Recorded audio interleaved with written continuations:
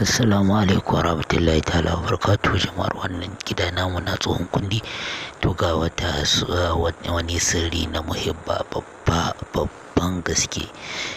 Wannan ma sirri ne na muhibba na kawo mana shi domin mu amfane shi. Wannan za ka rubuta wannan sirri kamar yadda ka gani, kuma wato ainihin za ka shayar wato wannan sirri za ka rubuta shi.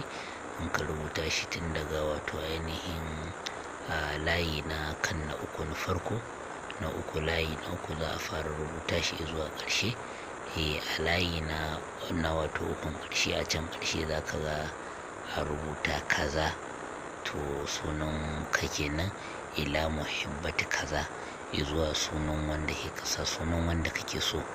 To insha Allah to sai a rubuta wannan sirri, sai a wanke, sai a shayar da wanda ake so, wato wanda aka rubuta sunan nan nashi na gaba, wato na biyu. To sai a shayar da shi wannan sirri. Sai an jarraba dai wannan sirri, sai an jarraba shi matuƙa, za a ga amfani shi. Sirri ne na mallaka, wato na yankan shakku. Wannan sirri kake, sai dai an jarraba.